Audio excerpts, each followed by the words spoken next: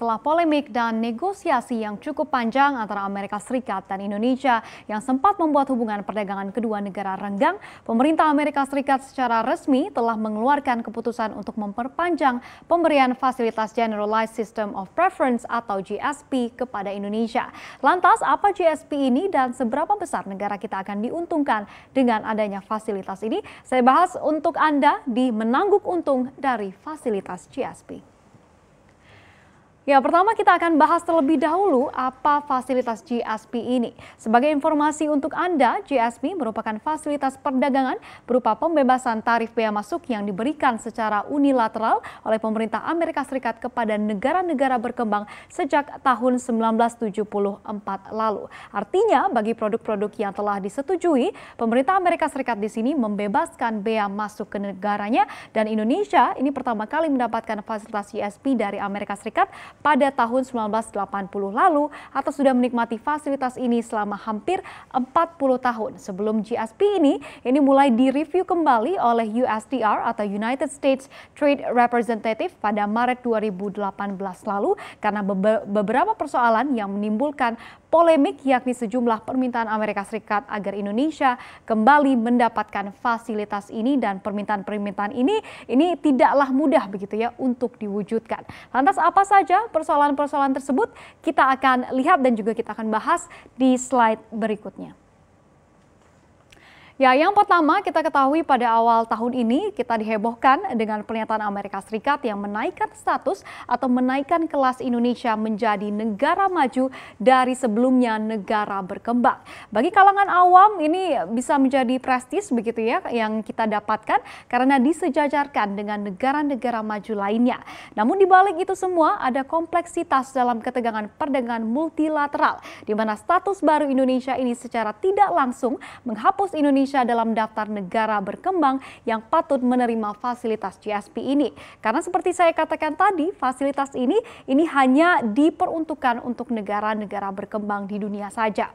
Lalu kemudian terkait dengan lokalisasi dari data center yang juga menjadi salah satu permintaan Amerika Serikat agar fasilitas GSP ini agar dapat diperpanjang begitu ya. Di mana AS di sini meminta Indonesia agar bisa lebih fleksibel dengan menempatkan data center di negara lain untuk beberapa jenis data tertentu yang sempat mendapat kritik dan juga tantangan begitu ya dari berbagai pihak. Karena kalau kita lihat berdasarkan hasil perhitungan dari Federasi Teknologi Informasi Indonesia atau FTII, ini menyebut bahwa Indonesia bisa saja merugi yaitu sebesar 85,2 triliun dolar Amerika Serikat per tahunnya apabila mengikuti permintaan Amerika Serikat tersebut begitu ya, dalam rupiah maksud kami. Lalu tak sampai di sana, setelah data center kita juga lihat polemik yang ketiga ini adalah terkait dengan GPN atau gerbang pembayaran nasional yang digencar-gencarkan oleh pemerintah dan juga diterapkan ke dalam alat pembayaran kita yaitu menggunakan kartu debit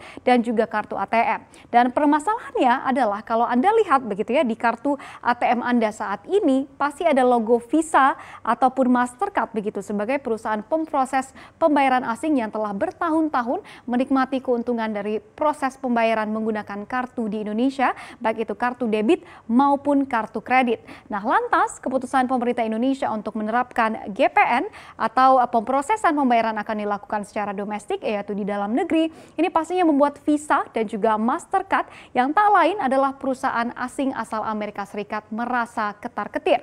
Karena bila Indonesia menerapkan GPN ke kartu kredit, maka keuntungan kedua perusahaan asal Paman Sam tersebut ini dapat dipastikan dan juga pastinya begitu ya akan berkurang. Jadi inilah yang juga diminta oleh pemerintah AS untuk dilonggarkan terkait dengan kebijakan dari gerbang pembayaran nasional ini.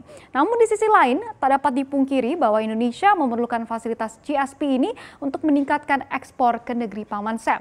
Dan juga tercatat dari tahun ke tahun nilai ekspor Indonesia ke Amerika Serikat yang mendapatkan fasilitas GSP ini terus meningkat. Seperti apa datanya? Kita lihat di slide berikutnya.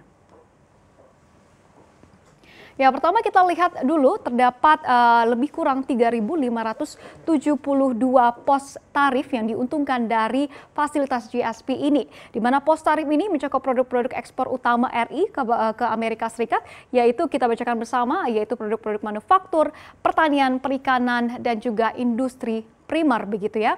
Dan kalau kita lihat dari sisi nilainya, kita lihat bersama pada tahun 2019 lalu ekspor RI ke Amerika Serikat yang menggunakan fasilitas GSP ini tercatat adalah sebesar 2,61 miliar dolar Amerika Serikat atau sekitar 37,7 triliun rupiah kalau kita rupiahkan. Dan 2,6 miliar dolar ini adalah sekitar 13,1% dari total ekspor Indonesia ke Amerika Serikat yang sebesar kalau kita lihat secara full year-nya di tahun 2019 lalu tercatat di 20,1 miliar dolar Amerika Serikat atau sekitar 290 triliun dolar. Lalu kemudian kalau kita lihat begitu ya di tengah pandemi ini, kita lihat juga untuk angkanya, yaitu kalau di tengah pandemi ini memang terjadi yang namanya peningkatan begitu ya, kita lihat.